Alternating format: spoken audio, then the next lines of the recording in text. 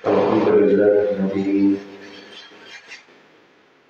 أنعمنا بنعمة الإيمان والإسلام نحمده ونستعينه ونستغفره ونعوذ بالله من شرور أنفسنا ومن سيئات أعمالنا من يهده الله فلا مضل له ومن يضلل فلا هادي له لا حول ولا قوة إلا بالله أشهد أن لا إله إلا الله وحده لا شريك له وأشهد أن محمدا عبده ورسوله اللهم صل وسلم وبارك على محمد وعلى آله وأصحابه ومن تبعهم بإحسان إلى يوم الدين.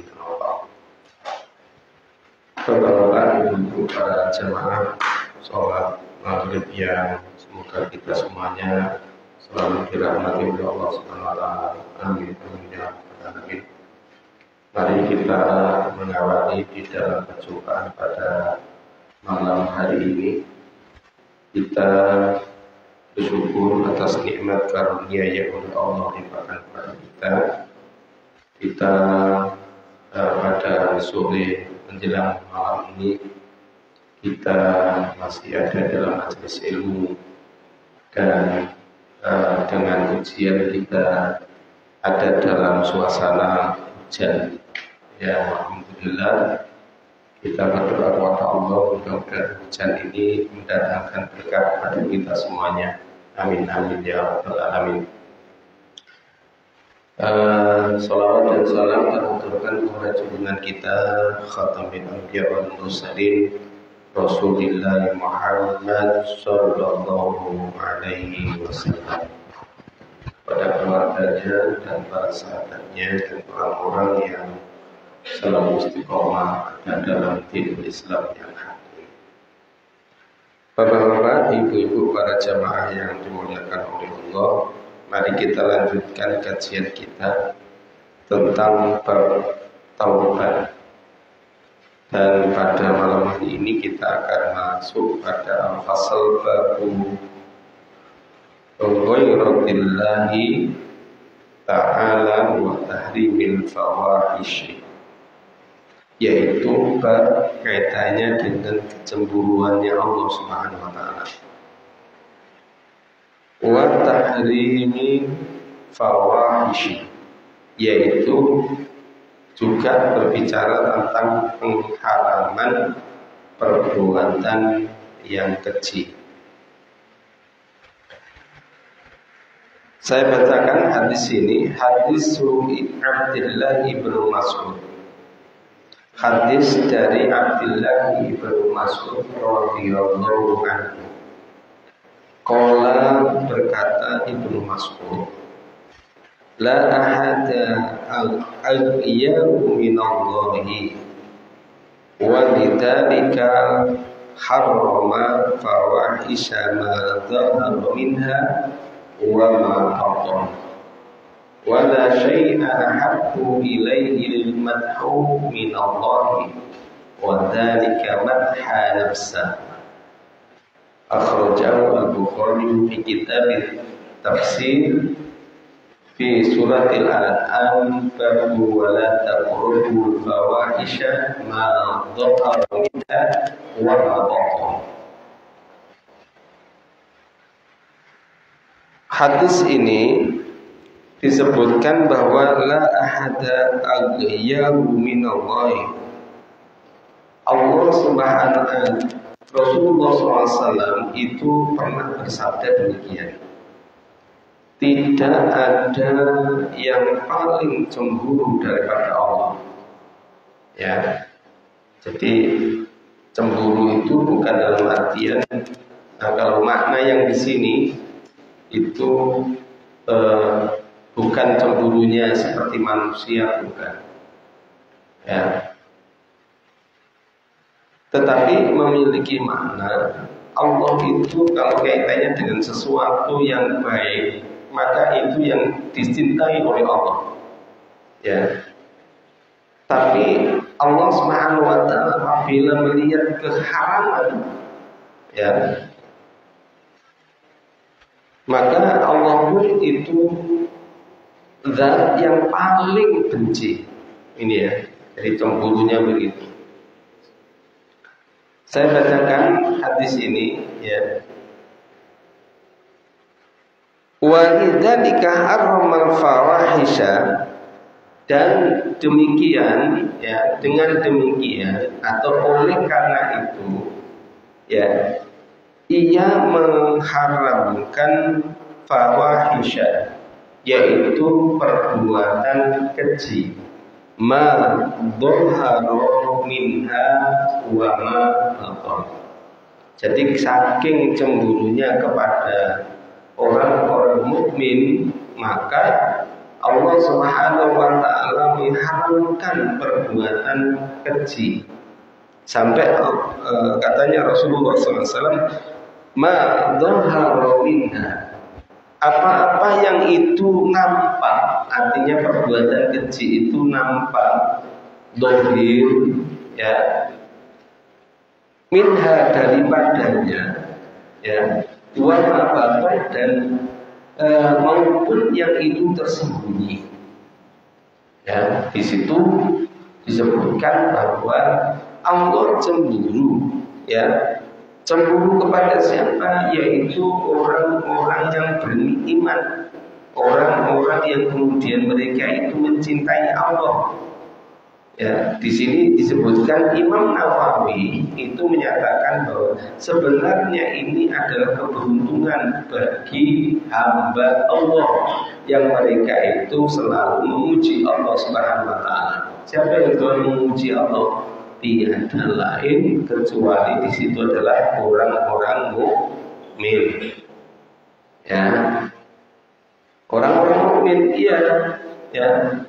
Dan Allah Subhanahu wa taala itu selalu kemudian akan memberikan, ya, memberikan pahala yang sangat banyak kepada orang yang mereka itu melakukan pujian kepada Allah, melakukan puji kepada Allah Subhanahu wa taala. Ini Bapak Ibu. Ya. Sampai-sampai Allah Subhanahu wa taala kalau di dalam Al-Qur'an, ya, kita kalau berdoa kepada Allah Subhanahu wa taala, kenapa kita ini harus menyebut namanya Allah Subhanahu wa taala dengan sebutan asma-asma Allah itu? Karena Allah sangat suka dengan nama-nama itu. Seperti halnya contohnya begini. Kita ini tidak memiliki kekuatan, ya, ataupun kita ingin pertolongan dari Allah Subhanahu wa taala karena kelemahan kita, ya. Seperti contohnya apa? Contohnya begini. Allah maghfir lil muslimin wal muslimat wal mu'minin wal mu'minat al ahya'i minhum wal amwat innaka ala kulli syai'in qadir. Ini sudah innaka ala kulli syai'in qadir. Ya Azizu, ya Ghafaru, ya Matinu, ya Malikul Qudus. Maka Allah bangga dengan ini. Allah menyukai pujian-pujian ini, sebagaimana yang dikatakan oleh Imam Nawawi tadi. Saya lanjutkan. Wala syai'un ahabbu ilaihi madhu minallahi. Dan tidak ada yang paling menyukai pujian itu daripada Allah Subhanahu wa taala. Ya. Jadi inilah pentingnya bagi kita semuanya, karena hak, ya, untuk dipuji itu tidak kepada manusia. Ya. Tidak kepada manusia. Sehingga itu merupakan haknya Allah.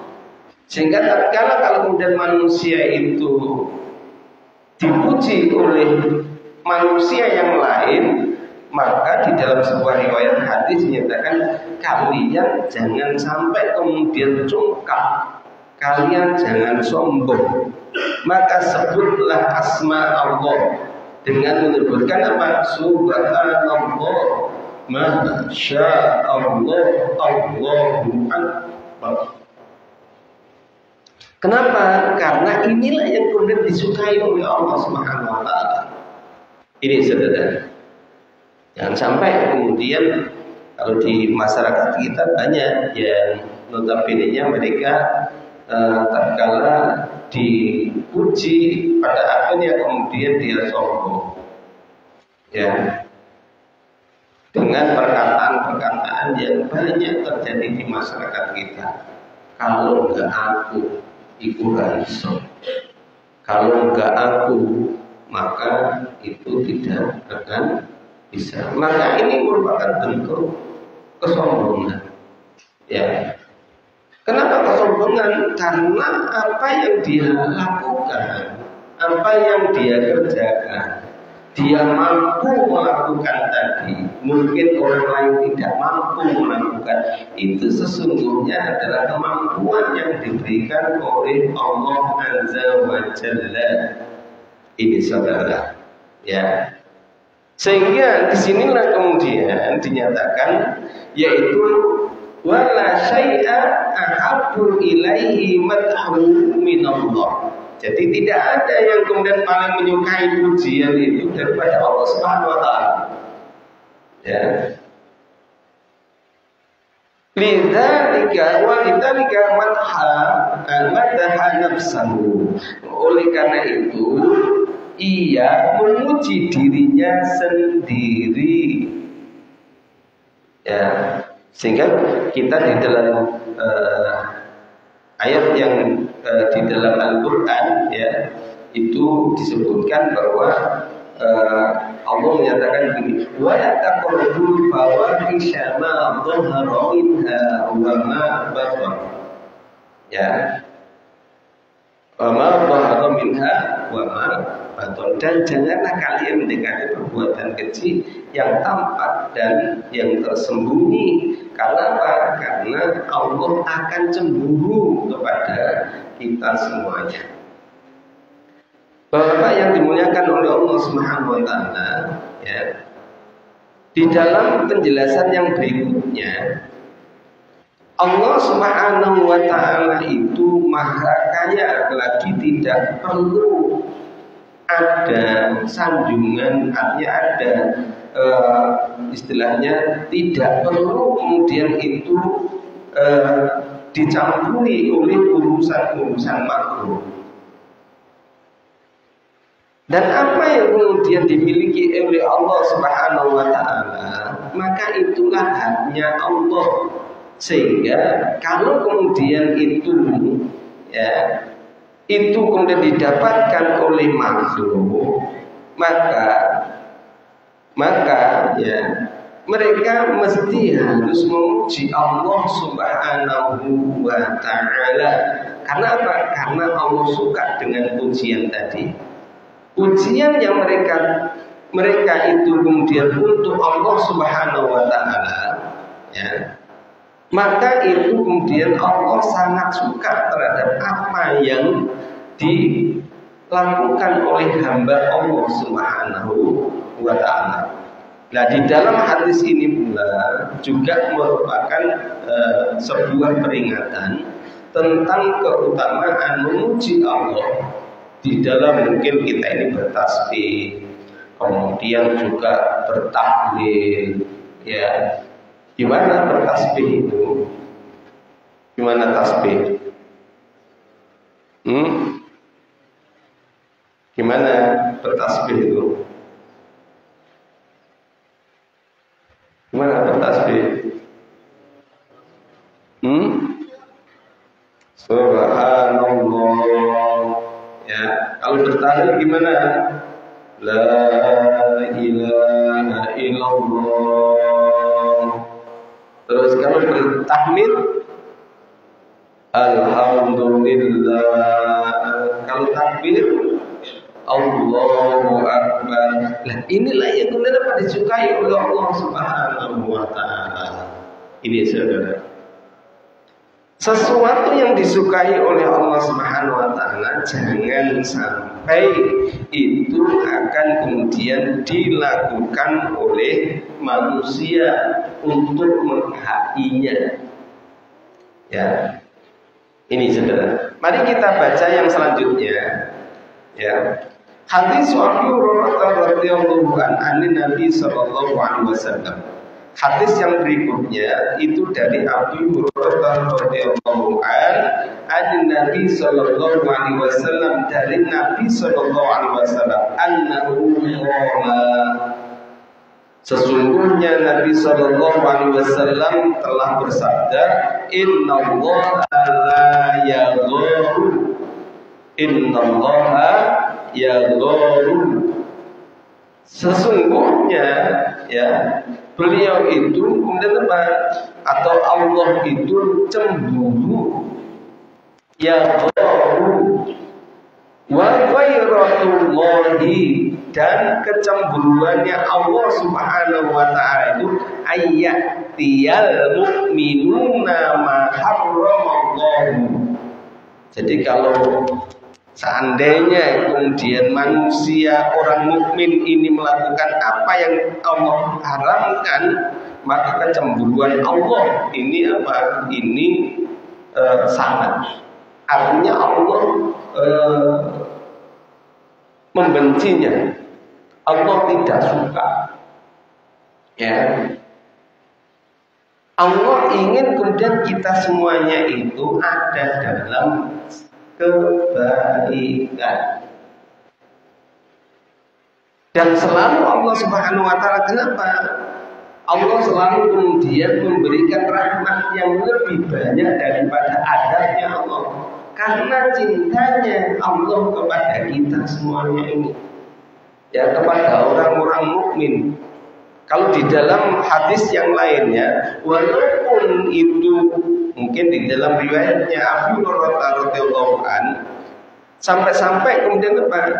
Manusia itu melakukan perbuatan dosa walaupun berkali-kali, tetapi Allah masih memberikan peluang untuk mengampuninya. Tapi bukan dalam artian kemudian orang itu selalu melakukan kesalahan, artinya melanggar perintahnya Allah. Ya, wis nanti saya tak tobat, tapi besoknya kemudian melakukan lagi, kemudian bertobat lagi. Bagaimana kalau kemudian itu tidak diberikan kesempatan oleh Allah Subhanahu wa taala? Maka itu akan membahayakan diri pribadi orang yang bersangkutan.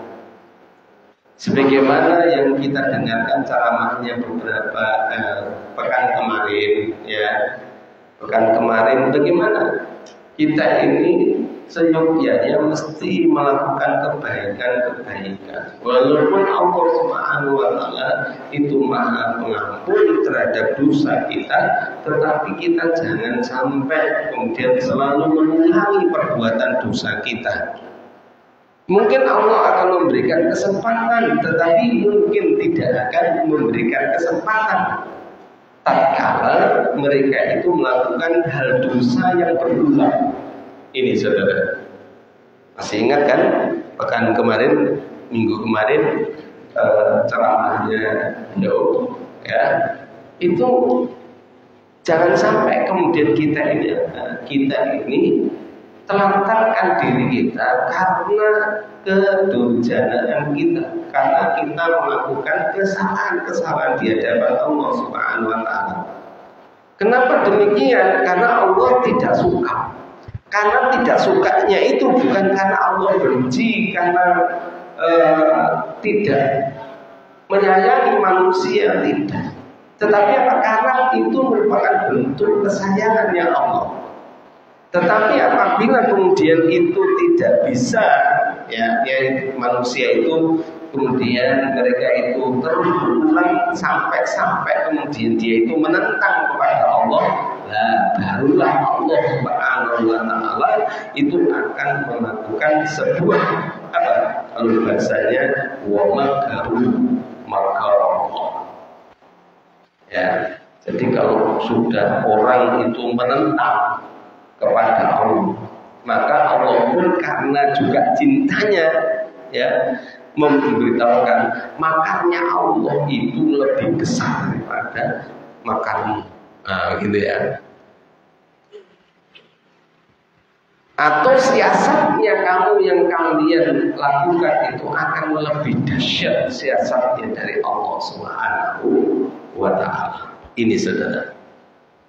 Nah, di dalam hadisnya Abu Hurairah radhiyallahu anhu ini, maka ternyata apa? Sesungguhnya cemburunya Allah ya, itu pada saat orang mukmin melakukan apa yang Allah haramkan. Cemburu, melakukan harapan untuk cemburu. Iya, kenapa? Karena orang mukmin ini melampaui batas yang telah ditetapkan oleh Allah Subhanahu wa ta'ala. Dan maunya Allah itu jangan sampai kemudian apa? Melakukan sesuatu yang melampaui batas. Ini saudara. Di dalam riwayat yang lainnya pula, maka di situ Rasulullah SAW menyatakan begini.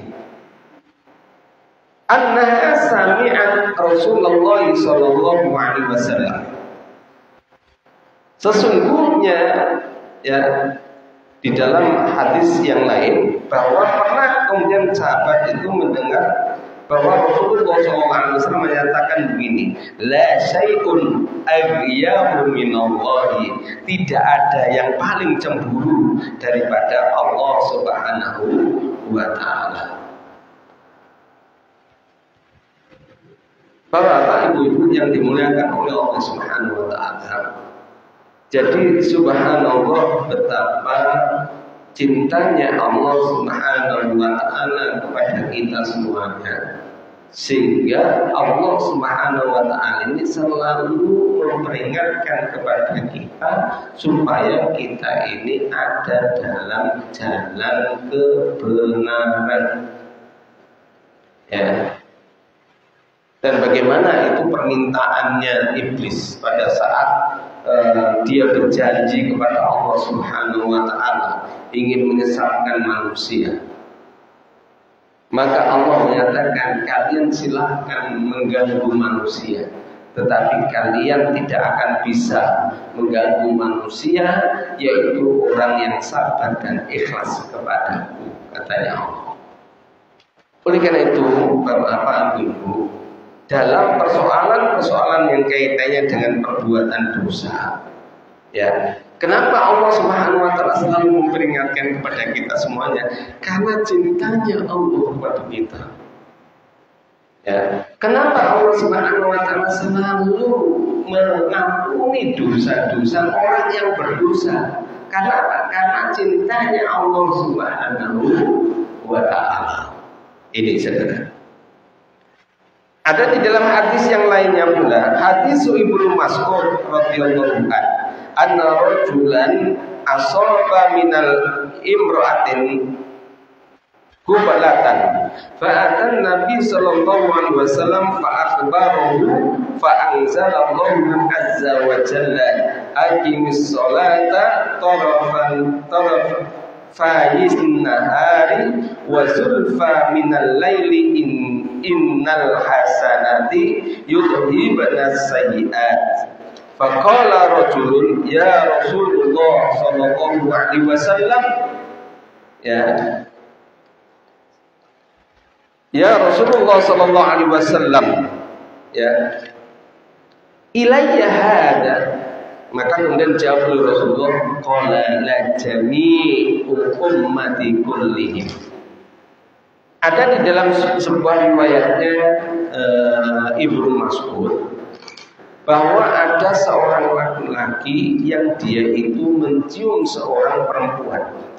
Maka ia mendatangi Nabi Shallallahu Alaihi Wasallam lalu kemudian mengabarkan kepadanya. Ya, maka kemudian turunlah ayat yang tadi dibaca tadi. Wa aqimus sholata tarafiyan nahari wa zulfan minal laili innal hasanati yudhibna sayyi'at. Ya, saking apa? Saking cemburunya Allah Subhanahu wa taala. Saking kasihannya Allah Subhanahu wa taala. Caranya bagaimana? Kalau kemudian melihat seperti itu, maka perintahnya Allah, dirikanlah sholat. Ya. Sembayanglah ya pada kedua tepi siang dan pagi dan petang, dan pada bagian permulaan daripada malam. Artinya apa? Artinya diberikan solusi oleh Allah Subhanahu wa taala supaya tidak melakukan perbuatan yang keji. Ya. Kenapa? Karena perbuatan yang peristiwa ini, peristiwa apa? Yaitu seorang laki-laki yang mencium seorang perempuan. Ya.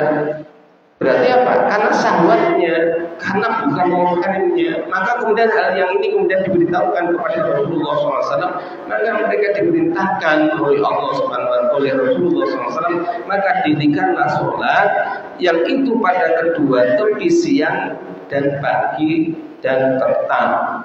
Artinya apa? Sholat berkali. Kenapa? Karena di situ akan selalu memuji Allah Subhanahu wa taala. Selalu berzikir kepada Allah Subhanahu wa taala. Dan setiap rakaat pun kita selalu kemudian berdoa kepada Allah untuk ditunjukkan jalan yang lurus, jalan yang diridhoi oleh Allah, jalan yang hanya mendapatkan kenikmatan, yaitu orang yang diridhoi oleh Allah Subhanahu wa taala, bukan jalannya orang-orang yang dimurkai oleh Allah Subhanahu wa taala dan orang yang tersesat. Ini sebenarnya. Berarti bagaimana? Karena ini merupakan cintanya Allah kepada kita semuanya. Supaya kita kemudian kembali kepada kebenaran, kepada Allah Subhanahu wa taala. Sehingga perintahnya Allah, aqimis sholata, yaitu dirikanlah sholat, yang mana di situ ada dua tepian, siang dan malam, dan pada bagian permulaan daripada malam. Sesungguhnya perbuatan-perbuatan yang baik itu akan menghapus dosa perbuatan-perbuatan yang buruk. Maka kemudian laki-laki itu pun kemudian bertanya kepada Rasulullah SAW, wahai Rasulullah, apakah ya ayat itu khusus untukku? Maka kemudian Rasulullah mengatakan, sesungguhnya ayat tadi itu untuk seluruh umatku. Ya.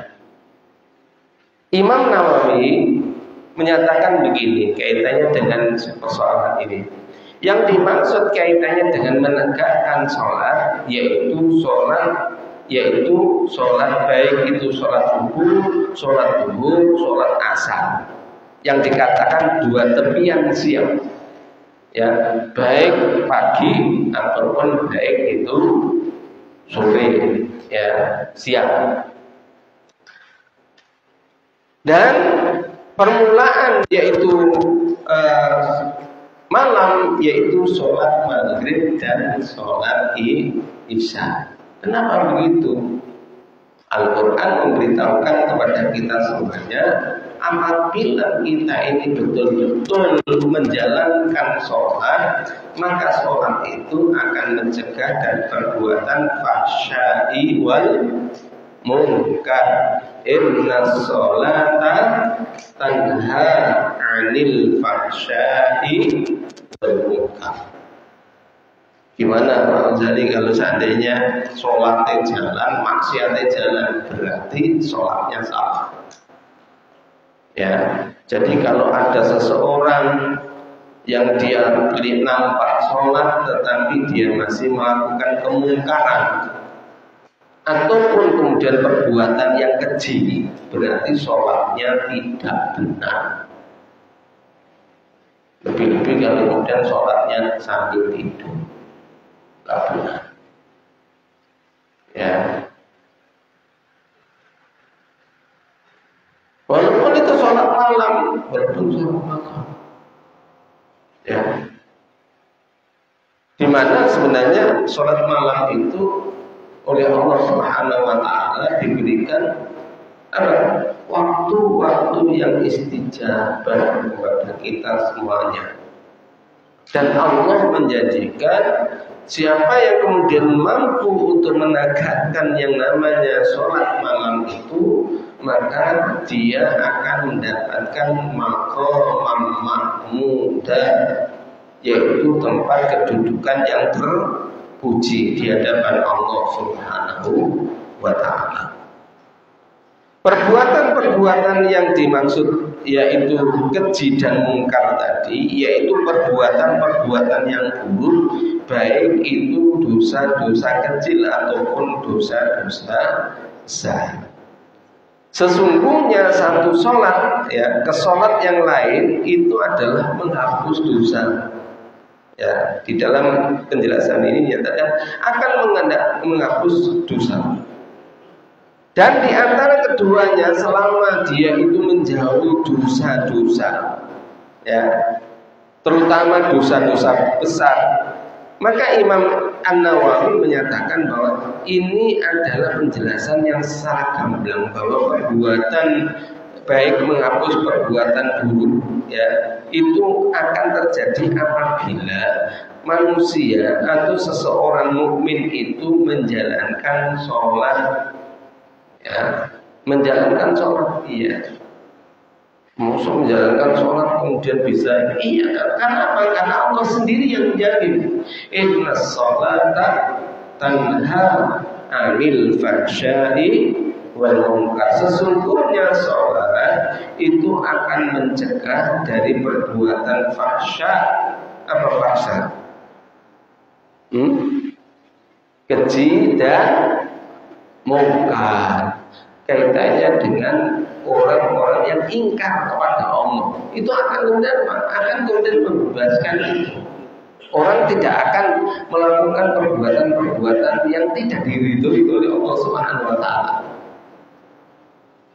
Ini saudara, kok bisa begitu ya? Ini merupakan janjinya Allah Subhanahu wa taala.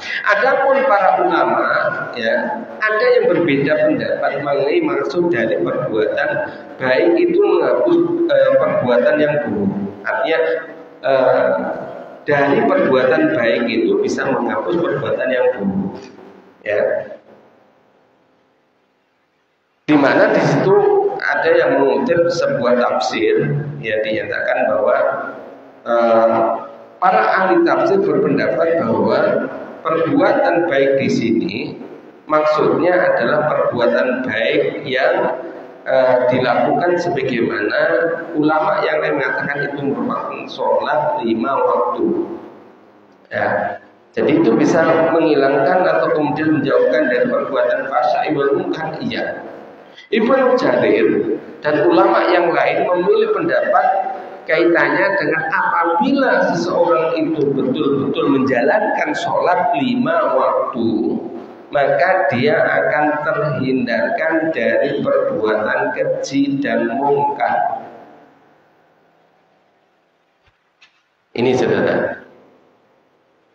Kenapa demikian? Karena disebutkan bahwa perbuatan itu, artinya perbuatan melakukan sholat itu selalu akan memuji kepada Allah Subhanahu wa taala. Selalu berzikir kepada Allah Subhanahu wa taala. Mari kemudian kita tengok kenapa kita ini menghadap ke kiblat. Maka apa yang kita lakukan itu kita hanya mengikut Allah. Yang penting kita mengikut Allah. Mengapa kemudian kita harus menghadap kiblat? Karena Allah menunjukkan kita apabila kita sholat harus menghadap ke kiblat. Dan perlu kita ketahui bersama, kiblat itu tidak mesti ke barat. Tetapi apa yang menjadikan patokan kiblat itu adalah Masjidil Haram.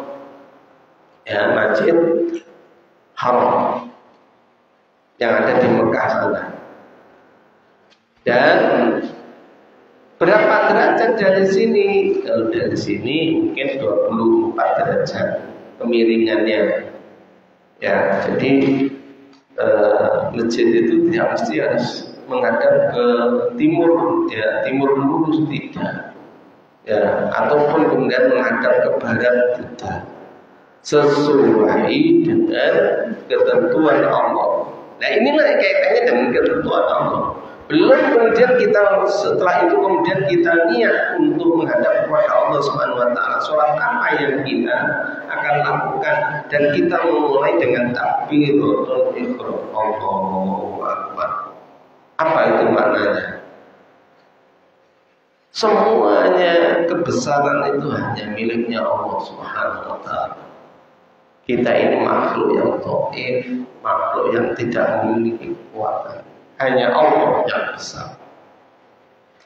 Kita pun kemudian dapat memulai dengan bisa kemudian itu iftitah.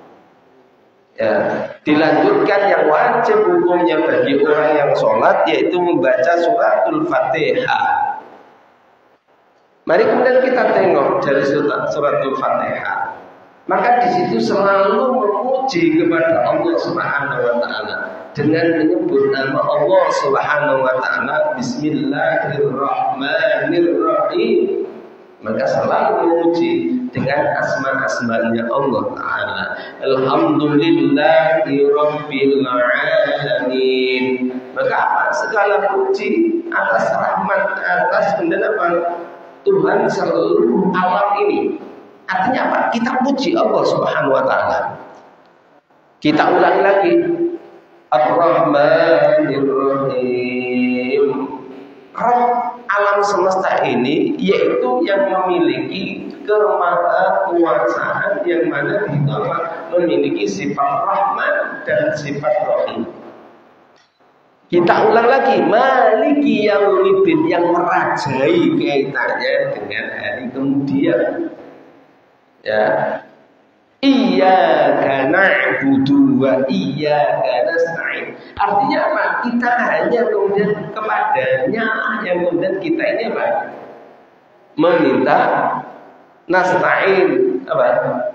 Iyyaka na'budu, kepadanya lah ya kita ini menyembah, artinya tunduk, patuh dan taat.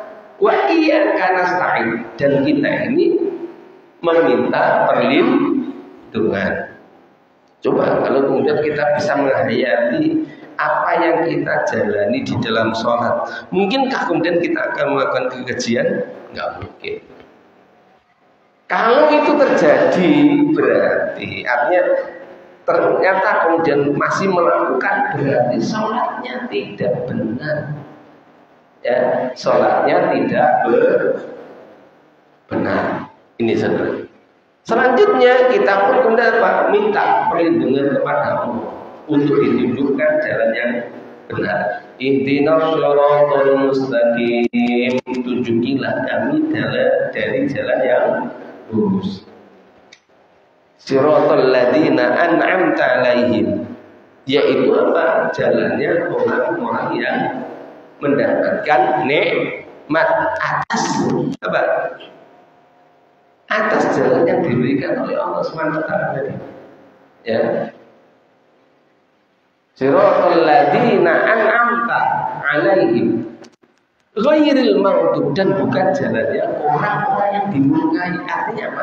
Jalan petunjuknya Allah yang dikatakan shiratal mustaqim tadi itu tidaklah atau bukanlah jalannya orang-orang yang dimurkai oleh Allah. Dan juga bukan jalannya orang-orang yang sesat. Ya. Maka kita pun kemudian selanjutnya itu membaca surat yang ada di dalam Al-Quran.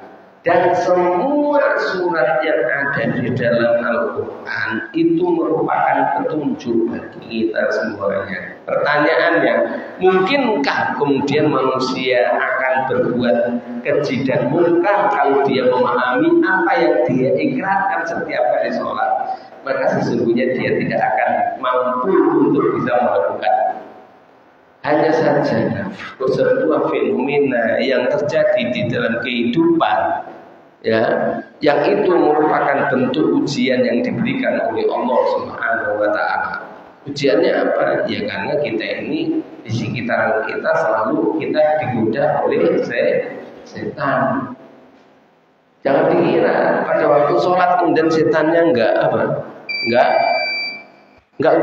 menggoda, ya, supaya tidak khusyuk, maka banyak cara setan itu menggoda.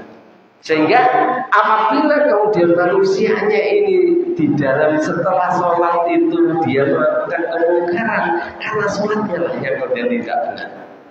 Ini saja.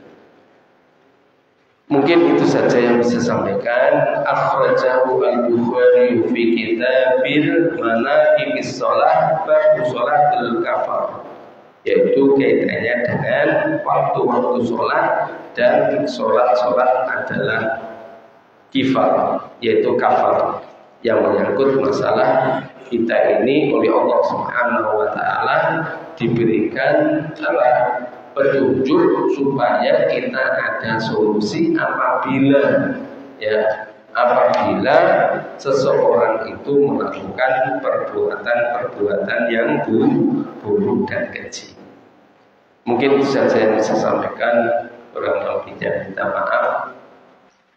Nampaknya sudah isya ya?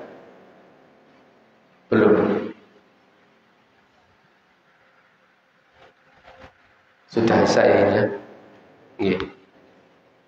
Ya itu saja saudara yang bisa sampaikan. Insya Allah kita lanjutkan pada bab yang selanjutnya menyangkut masalah babul qabuli taubatil qatil fa innaka suraqatul qatluhu, yaitu bab diterimanya taubatnya seorang pembunuh walaupun sudah banyak yang dibunuh. Ya, kalau kemarin kita berbicara tentang bagaimana seseorang melakukan dosa, tapi Allah masih mendahulukan rahmatnya karena maha kuasanya, maha pengasihnya Allah Subhanahu Wa Taala.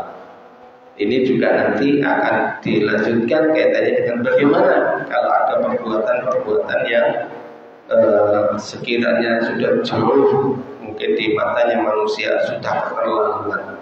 Apakah dosanya akan diampuni oleh Allah? Maka kita akan kaji pada pertemuan yang akan datang. Kita akhiri dengan doa kafaratul majelis. Subhanallahumma wa bihamdika asyhadu an la ilaha illa anta astaghfiruka wa atubu ilaik. Wassalamualaikum warahmatullahi wabarakatuh.